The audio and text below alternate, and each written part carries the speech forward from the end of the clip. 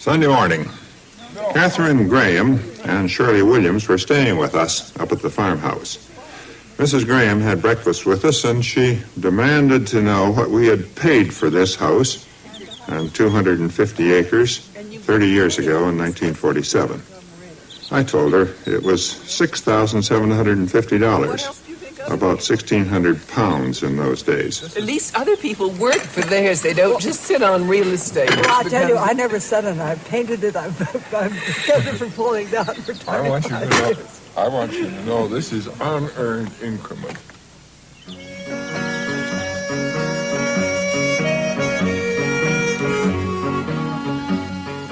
Shirley Williams was more energetic and took my daughter-in-law's horse out for a ride. The horse is a sprightly 15-year-old.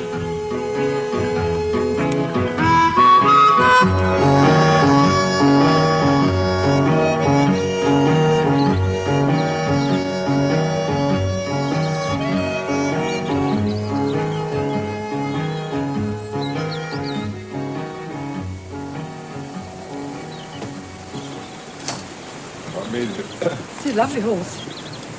Very nice rabbit.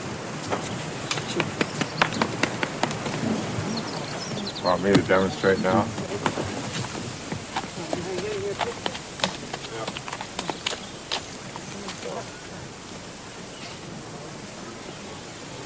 right. They would like to have me get on. No.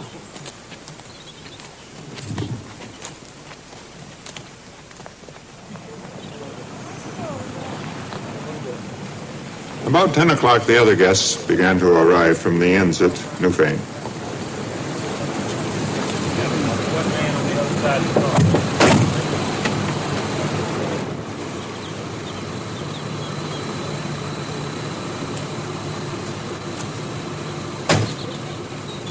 The discussions were to break up at lunchtime, some to catch planes, more, including Ted Heath, to attend the famous Marlborough concerts, which are nearby.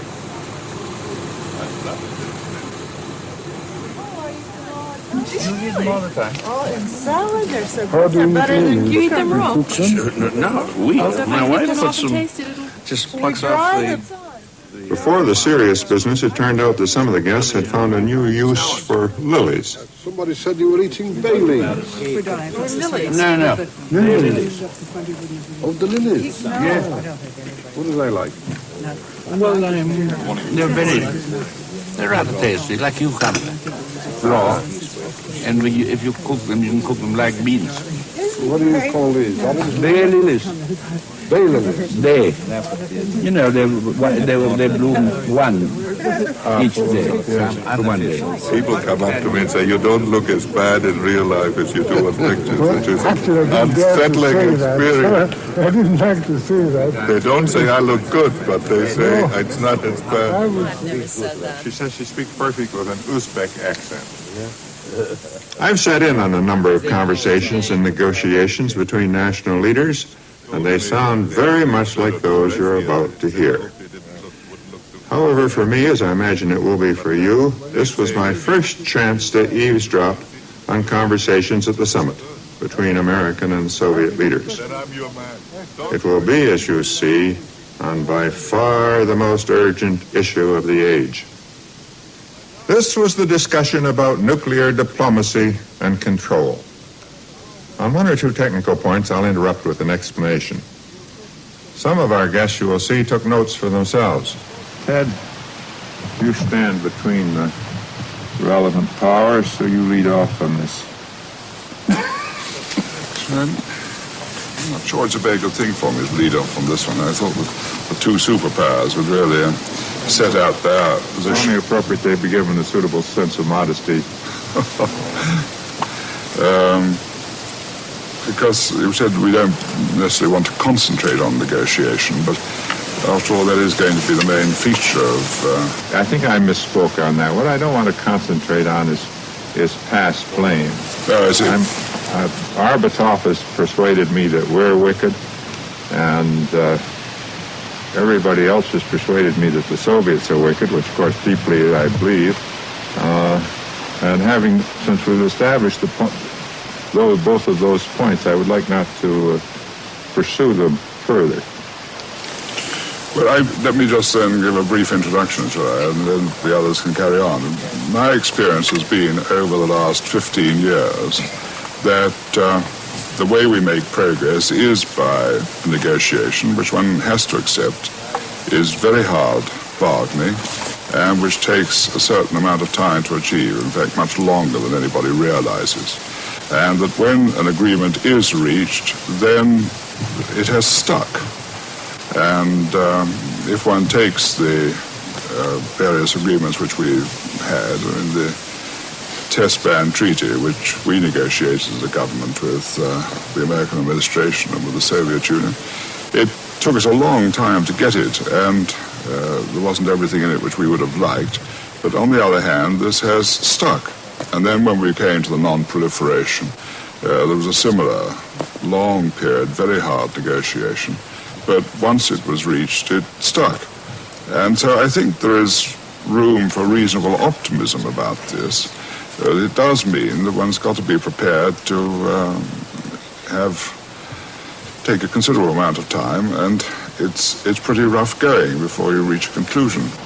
The next complication is that we're moving into a period in which there are other nuclear powers, and not only the superpowers and the two European ones.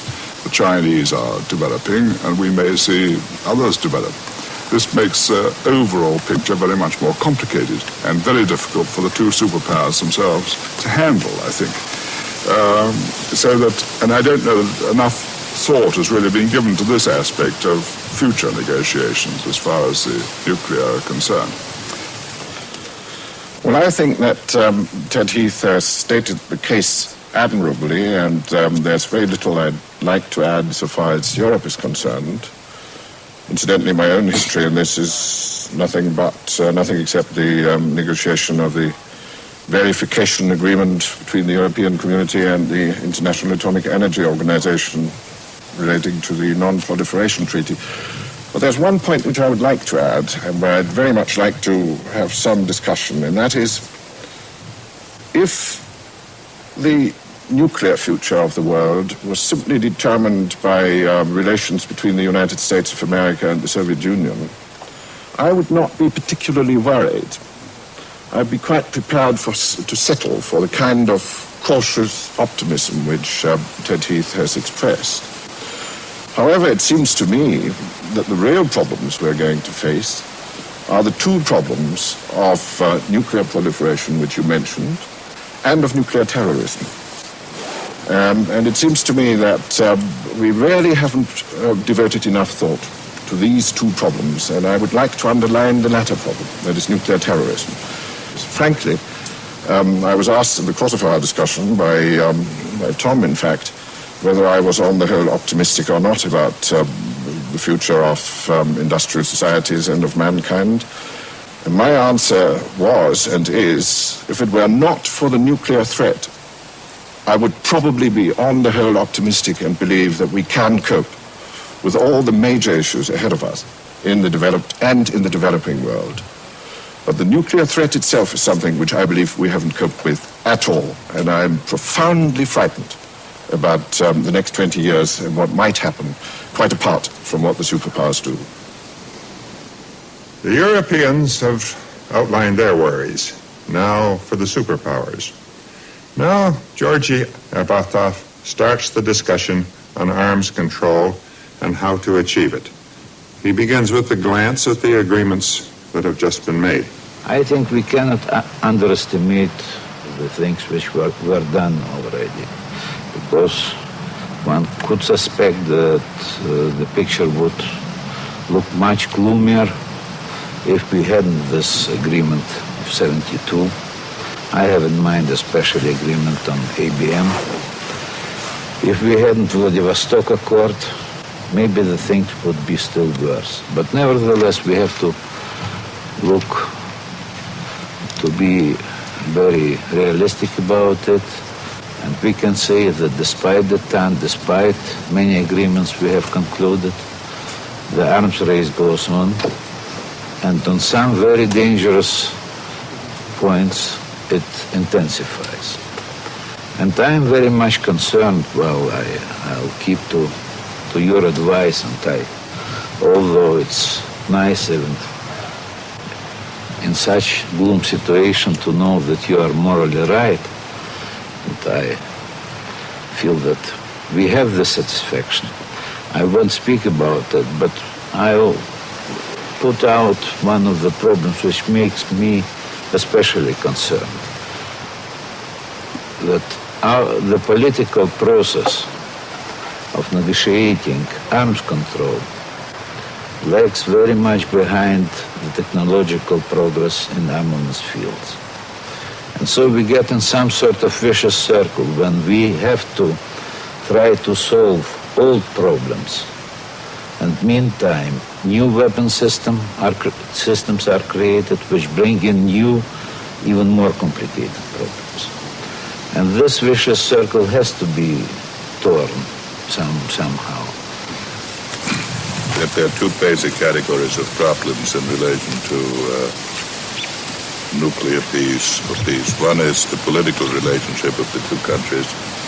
The other is the strategic relationship of the two countries. Arbatov wanted to separate these two and say that the nuclear relationship can be stabilized in the absence of stabilizing the political relationship. Given the enormous complexity of the discussion on nuclear controls and nuclear stability, given the fact that it is a really very unusual approach involving unconventional thinking, there's no practical possibility of getting a significant degree of nuclear disarmament and nuclear control if there is not also a measure of restraint in the political field. I don't think it is possible to advance the proposition that the two countries can press each other to the limit in the political field while they should regularize their armaments with each other. And I think both sides, not just the Soviet Union, have an obligation to keep in mind that they're living in a very unusual world. The sort of gains that one can make on the level of traditional balance of power politics are really quite marginal compared to the risks that are involved in terms of our long-term future and the permanent benefits that can be achieved from it. And while it is of course true that the Soviet Union and the United States, as two superpowers impinging on each other all over the world, are bound to be in competition. And while ideology is going to produce frictions, it is also true that the leaders of both sides need a new dimension of thinking and not press every opportunity to its ultimate conclusion. When I think back over the last 15 years, we were talking about it informally before. I was at the very fringes of the Kennedy administration without any influence whatsoever, but I know that in 1961, my colleagues entered the government with the firm intention of making progress in the relations with the Soviet Union, and then the Berlin crisis set matters back for 3 years to no benefit to anybody. I would therefore urge that there must be political restraint, and there cannot be selective détente. And I want the record to show that this word has been introduced by Mr. Arbatov, and only politeness as a host country induces me to use it, and under no circumstances would I otherwise disobey firm instructions. But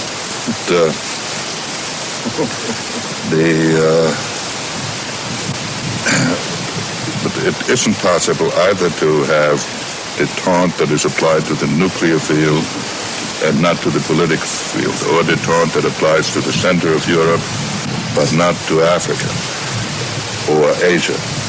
This doesn't mean that we will not be competing to some extent, but some limits have to be put on the competition. Some restraint has to be exercised. And this is an injunction I would make to both sides, not just to the Soviet Union. Now, with respect to the nuclear field,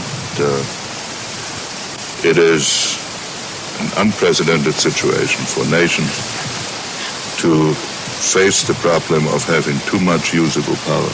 Until the end of World War II, it would never have occurred to anybody that a country could have more power than was either strategically or politically useful.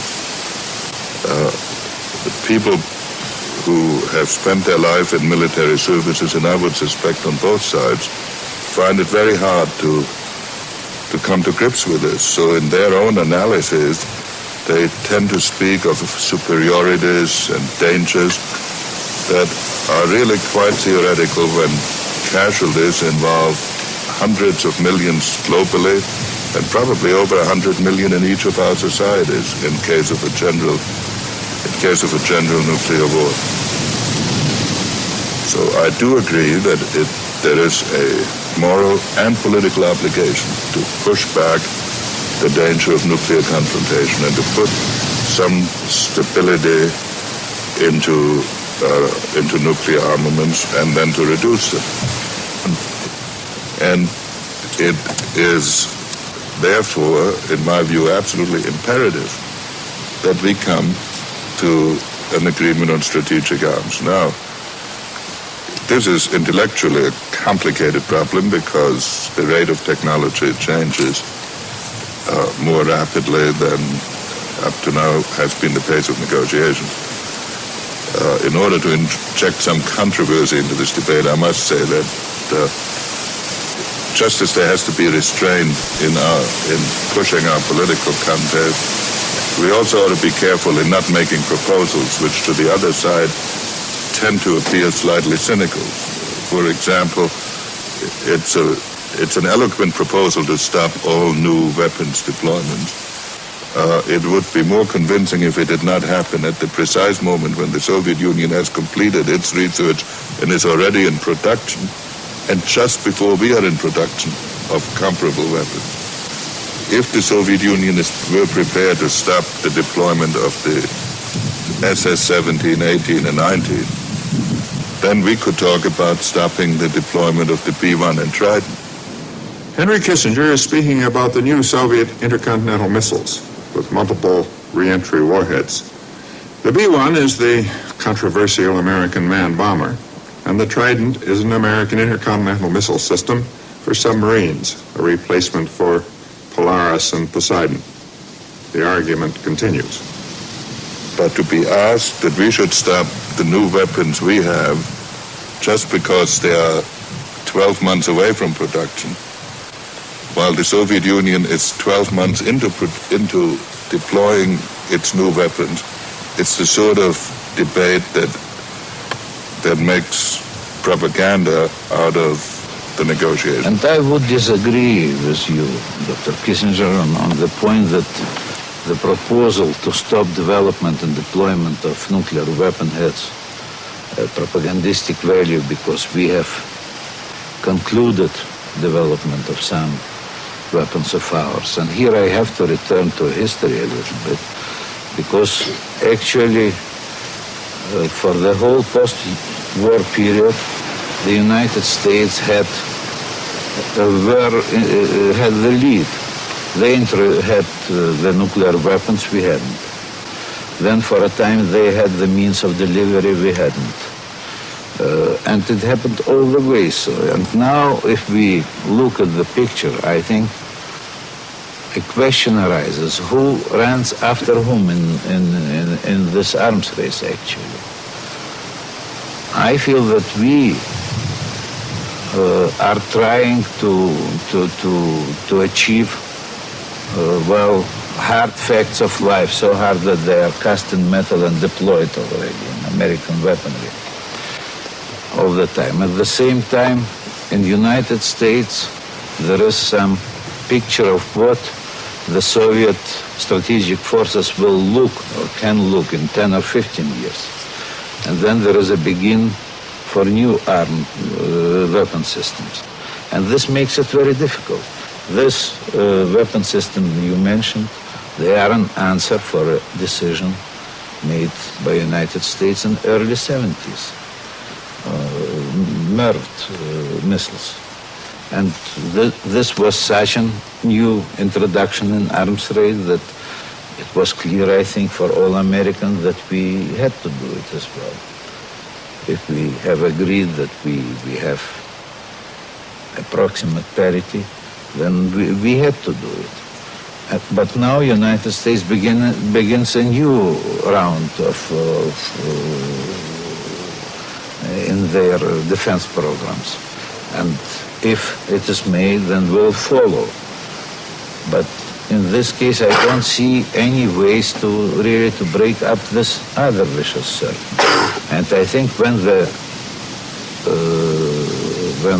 proposal was introduced to stop this development, deployment of weapon system, it was not a propaganda. It was, I'm sure, a very sincere offer to the United States to discuss these things. Because I'm sure it was sincere. It is just unilaterally to the Soviet advantage.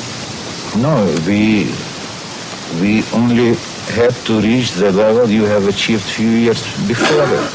Well, it seems to me that if we talk about the concrete realities of the near future, I think it is possible, with difficulties in this country, but nevertheless possible, to achieve an agreement on the Vladivostok basis. That will involve some negotiations on some weapon systems that some of our people have questions about in the Soviet Union, and some on weapon systems that you people have questions about in the United States. I think that is going to be a difficult but manageable negotiation, and we shouldn't forget that, in my view, 90% of the agreement is either conceptually or actually completed. So we should concentrate on that remaining 10% and get it done. That can be done without this issue of banning new weapon systems. That could be put into the next negotiation. But otherwise they will be simply deployed and will be out of negotiations anyway. Otherwise they will be deployed, because if you introduce the idea of new weapons, then we inevitably are going to introduce new weapons. The idea of new weapons, then we will have to define what is a new weapon.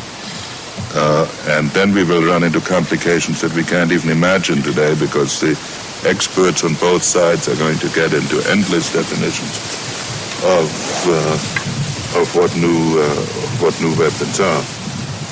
Yeah, are you really saying that the way to deal with this now is just to be specific about weapons up to the Vladivostok totals, and not to try to have an overall principle, so to speak, which will lead to all these arguments? The Vladivostok agreement is that there should be fixed ceilings of 2,400 for both sides, within which each side can compose it of whatever weapon it wishes that has been defined as strategic in this agreement.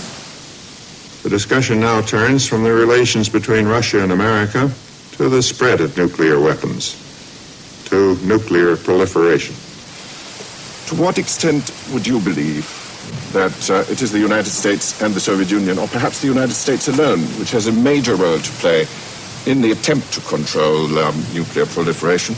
Or putting the question the other way around, to what extent do you think there is a function for international institutions which will have to be revived in order to cope with the problem? Is this a matter of arrangements between major powers, or is it a matter of setting up or reviving existing institutions?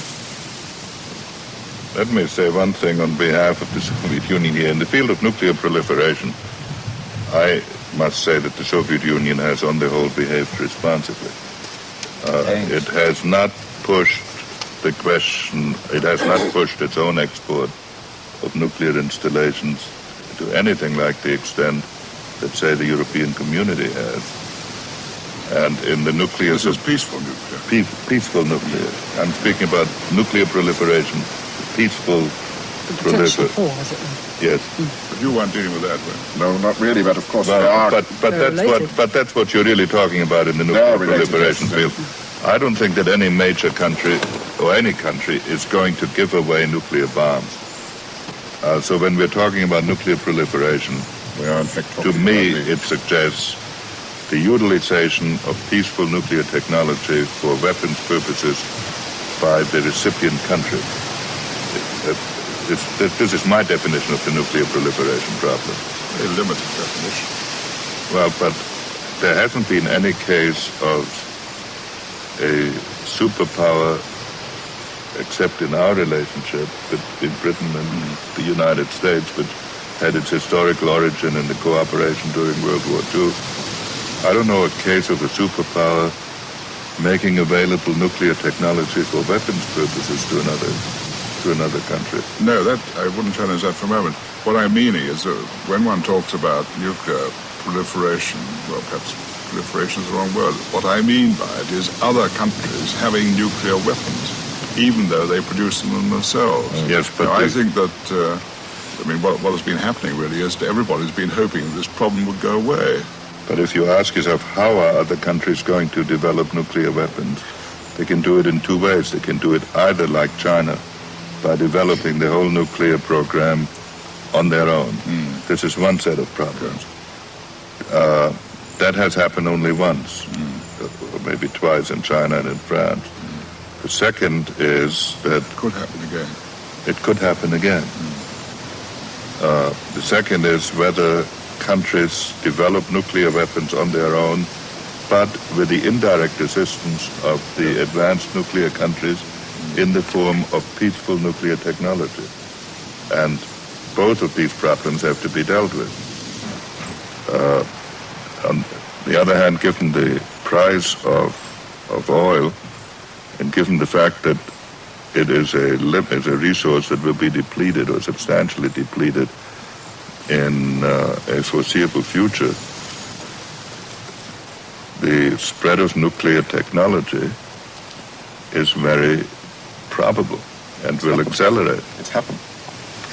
And that is the basic dilemma, that that as these nuclear reactors spread, how does one prevent the diversion of the product to terrorist use or to national use?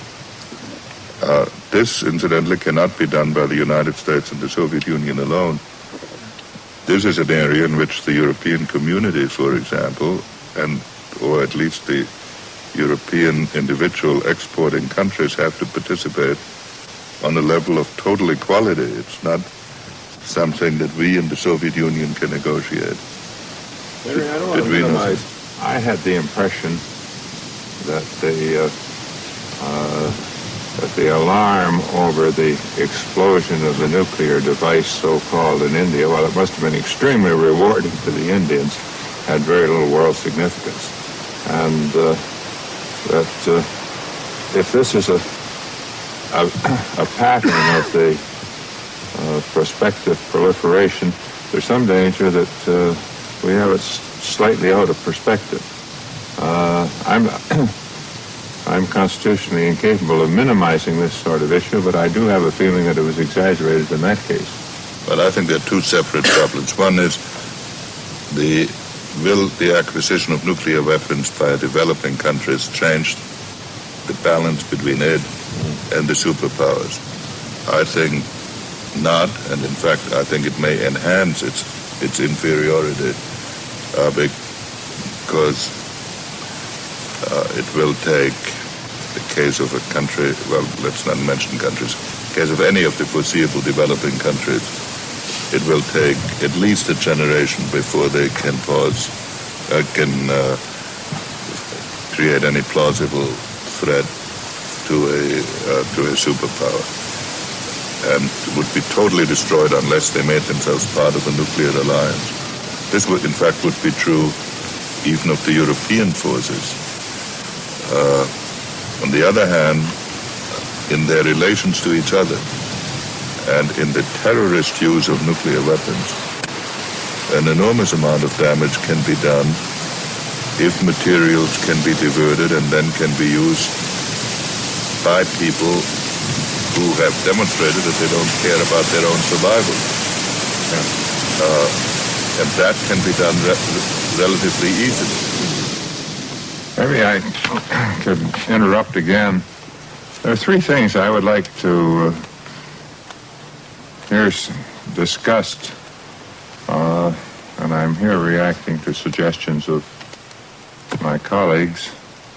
First, how the former Premier of Thailand reacts to the slightly condescending tone with which we characteristically have been dealing with countries such as his. Admitting, I believe, that Thailand has no immediate intention of becoming a nuclear power, and I want to have a word from Arthur Schlesinger, who, not uncharacteristically, takes strong exceptions to the positions of both Kissinger and Arbatov. I don't think it was a condescending sort of conversation at all. On the contrary, I thought it was a very cozy conversation between the superpowers. I felt completely out of it. Although I felt the coziness, I was very happy to hear it. But after listening to all that, I just can't help asking myself the question of what are people like us to do? Have any kind of contribution? Or is it just arranged between the United States and the Soviet Russia that they wouldn't throw nuclear bombs at each other or at other people? And could I really believe that? So, that one day they might not change their mind. And I think we should pay more attention to nuclear proliferation, whatever that means. There seems to be a difference of opinion on that. But I'm not happy at all about the fact that so many of the developing countries are now hoping to get a nuclear reactor, nuclear plant for energy, because of the cost of oil and perhaps in some countries the running out of energy resource like water. That's all it's just a question that comes up to my mind. My country will never become a nuclear power. We are too careless people. We might really drop it somewhere. Why do we laugh? Well, Henry, can you reassure my old friend that you will be equally uncareless, as well as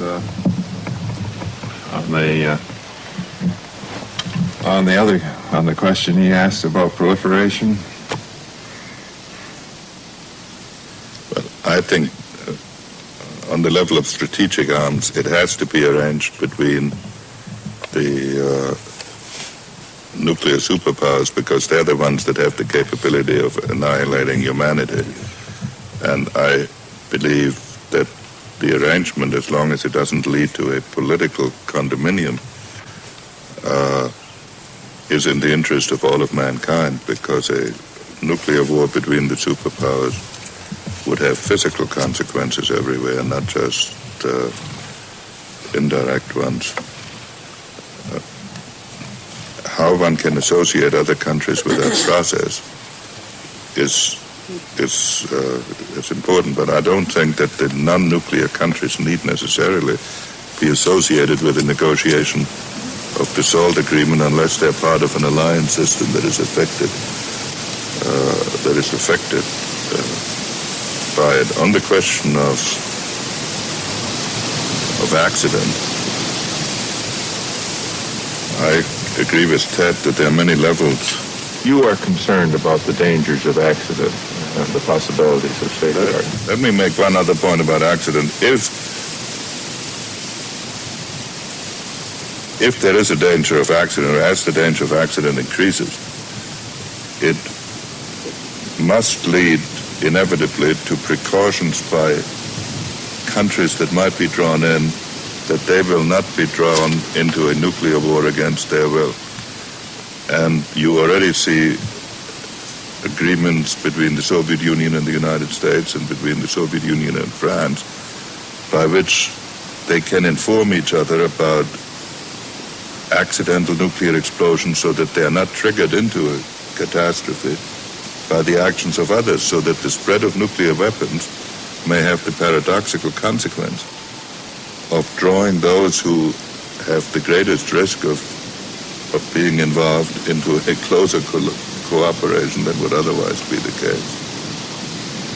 Yes, I wanted to add that, I wanted to refer that we have some agreements on accidental, to prevent accidental, non-authorized launching of nuclear weapons. I am not in a position to judge, to evaluate whether it's enough or we need some more provisions for this. This must be always cared upon by the governments. But in general, I wouldn't say that our position is such that the steps that already were taken in Soviet-American relations or the negotiations which are underway now take away the whole danger of nuclear war. This is a very complicated task, and there must be a lot of work done to ensure it really with all guarantees, because here you cannot have 99% guarantee. It must be over 100 to really to make it sane and safe. And I might remind you that one of the reasons of deterioration of our relations with Chinese was our refusal to help them in acquiring nuclear capability. And so we don't do it with allies, we don't do it with other countries, and we, I'm sure, will be very positive on it in any international agreements and organizations which can be built up for it. I think nobody can complain about our allies, that they do it. But can one be sure that as we are trying to reach international agreements against terrorism, the Soviet Union will be on the side of those who actively sponsor such agreements? We are against terrorism. We are against terrorism, and this we have declared many times. But it will depend on the proposed agreement, because the concern is that can it include some, will be too broad and will include not only terrorists as such, but will also be directed against some parts of liberation. Can I ask a little question? Yeah, sure. And a big one. I'm going to come to you, Shirley, and then to Arthur Schweitzer. May I just ask a question? Waiting for Arthur. When I was in China last year, they were positive, they were quite sure that there will be a nuclear war between the superpowers. And they're making all kinds of preparations for it, practical preparations. Who's going to convince them that that is all as cozy as we have arranged? As I could judge from their remarks and their statements and conversation, they were absolutely sure that war will happen in the near future. I accept that, Kukrit, as a rhetorical question, because I would think that on one point, there'd be one point of agreement that neither the United States nor the Soviet Union will be able to reassure the Chinese on that particular point.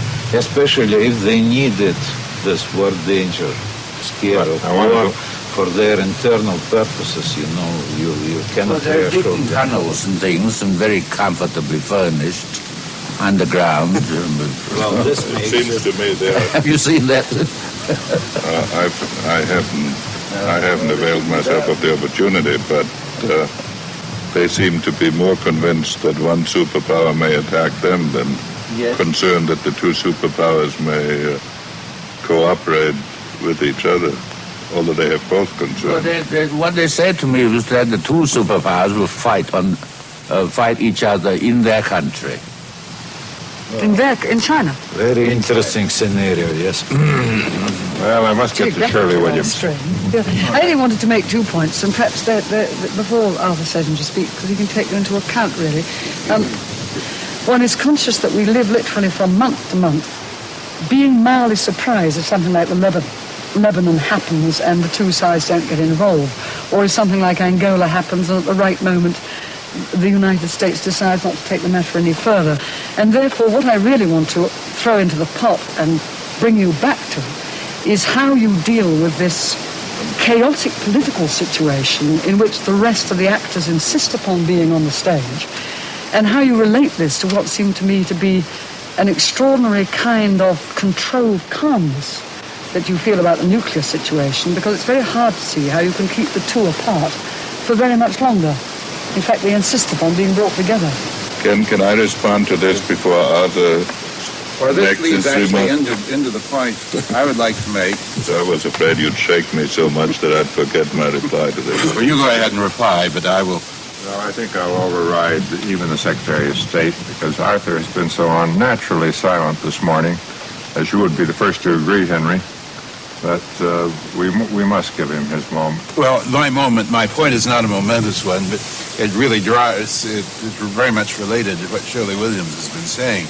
And that is the one point of agreement which the two distinguished representatives of the superpowers seem to have was in the rejection of the notion of selective détente. At least I understood Mr. Arbatov to endorse Henry Kissinger's rejection of that idea. I find myself as an historian unable to conceive any other kind of détente except a selective détente. Now, there may be an ambiguity as between descriptive and prescriptive uses of the word détente, but it seems to me that essentially détente is an expression of the stabilization which has been brought about for other reasons on other grounds. And when that stabilization has reached a point, it is recognized, and we call it détente. Therefore, détente is possible in Europe, where the balance of forces and the exhaustion of efforts to upset that balance have reached a point where finally it could be formalized in one form or another. But where this antecedent stability does not exist, as in the Middle East, as in Africa, it seems to me that you cannot expect détente to operate in the same sense that it does in Europe. So when, Henry, you said you can't separate détente in Europe from détente in Africa, I'm not quite clear as what that means. I appeal to you, gentlemen. I had just one word on that, Henry. I agree with that. And aren't you the living example? Didn't you get out of Vietnam ultimately because of selective détente? Well, it depends how you define détente. You cannot define détente as an end to history, that all turmoil ends, that there's no further change in the world. That would be an unpolitical and an unhistorical approach to the question of détente. In the Middle East, in Africa, in all areas where either a physical or political equilibrium has not been established, changes are going to go on. And I think the superpowers have a responsibility to put some limit on their intervention, because if they push it beyond a certain point, the other one will be drawn in, and then their political relationship is bound to worsen. This would be the kind of restraint that I have in mind. And with respect to non-proliferation, with respect to the nuclear problem, in the field of strategic weapons, it is true that I believe that this is essentially between the United States and the Soviet Union, with some contribution by the European nuclear powers. The difficulty is that the points we've agreed on tend to be overtaken by the speed with which technology spreads and develops. You see, I think on the point on this is that, leaving aside Britain and France, we're already beyond that point as far as China, India, and Israel are concerned. And so when you say you can reach an agreement about it, I'm not at all clear that this is so at the moment. It may be that in a quarter of a century's time it'll be possible to reach agreement, because then people won't feel they're being put into a subordinate position by the two superpowers or by Europe. But I would have thought the chances of reaching agreement in the sort of context in which Henry is talking, to which Rafe has been talking and so on, is really fairly remote. But the point I'd like to come back to, which I really think is the immediate one, as I said at the beginning, is not Kay's worry about an accident. I would have thought that people who've got the nuclear really have got such a complicated chain of control that it really is difficult to have accident. I noticed that Henry set up very smartly when Shirley said that you were offhand about your things. I mean, I wouldn't... On our basis, I don't think that's correct. I wouldn't support that for a moment. I won't pursue it now, but there's been loss of plutonium, certainly. I think but that not from military bases. Well, let's not argue about this, but I think the losses of plutonium where it's been stored. The general control of weapons, so that if somebody goes mad or runs amok or gets a brainstorm or something, I would have thought that the combination necessary for that ever to happen is so minute that the chance of that sort of accident is remote. Now, on the other hand, I think the chance of political misjudgment is very acute. And I don't really accept the business about overall data, because I don't think that's what Mr. Abatov was saying. He said quite specifically there will be things from the Soviet side which the Americans won't like, and there may be things from the American side which the Soviets don't like. That's a perfectly fair statement. And that's where the danger of misjudgment is. Now, I don't want to go back over Angola, but my view of Angola is that the Soviets made a specific judgment that the action they took would not bring an American response. Very well. They were right, because they made in the circumstances of presidential election year and the revulsion of Congress against ventures abroad like Vietnam and so on. Now, this is where the danger of misjudgment comes, and it is misjudgment which is on Europe's doorstep. One can see in Europe today a position where the Soviet Union would believe that it could take action without American reaction. And there might very well be an American reaction. And, I mean, one says to oneself, well, would the Soviet Union today take the same action which it took in Czechoslovakia, in Hungary in 56 and Czechoslovakia in 68? Would the Soviet Union do that again? And this is a very crucial point, because is obviously a place in Europe where the Soviet Union would try to re-establish a position. Yugoslavia. Yes, and if you want to be specific. And what is going to be the consequence of that happening? Now, these are really the practical dangers which face us at this moment. And I'm not so worried about some soldier or sailor running amok, but I am worried about a misjudgment of that kind between the powers. Well, it will be clear to everybody. About probable other situation, I could say that what was happened in Czechoslovakia was not a doctrine contrary to what was written in the Western press. It was an exceptional case of exceptional action which was taken in an extreme situation. It is not a model of Soviet behavior. We had many disagreements with some other allies of ours. We never did it. And this was an exceptional case, and you cannot build scenarios in this way. Do you have any further comment, Henry, before I go on to I think I will finish with Jack Jones. We've had, as I said this morning, a sense of urgency, a sense of agreement on the urgency that should not be without some measure of encouragement. So, Jack Jones. Well, I think the most pleasing thing for me this weekend has been to be present at this discussion and to listen to what has been said and to have seen, to witness the exchange which has taken place, and if it's going to be televised, I think it can be enormously reassuring to the sort of people I represent. That doesn't mean to say that we wouldn't continue to be worried. But the fact that discussions are proceeding, that there could be this open exchange of the kind that has taken place, I think is encouraging. Of course, people generally, and working people in particular, are worried about the enormous cost of nuclear weaponry, and on one hand,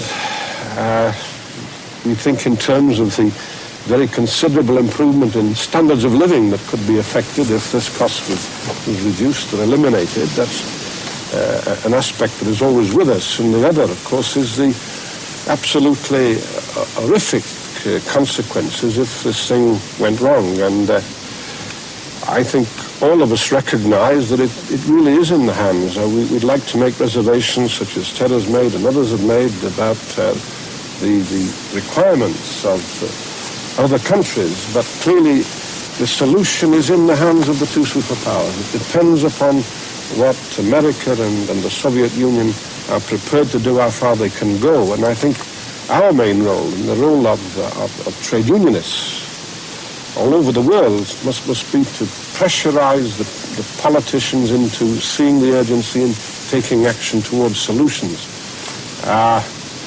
Otherwise, we'll have to do something ourselves. And perhaps one of the things we should certainly do is to talk more between the working people of all our countries. I frankly believe that it would be possible to get some talks proceeding between the trade unions of Israel and some of the Arab countries. We've encouraged that to a limited degree, but we could do with, when I say we, I mean the British trade union movement, we could do with assistance from other trade union movements, perhaps larger than ours, in that direction. We've got to forget a lot of the past attitudes and be prepared to take some initiatives on behalf of the people we represent, who in the final analysis, of course, are the people who suffer if we do go into a nuclear war situation.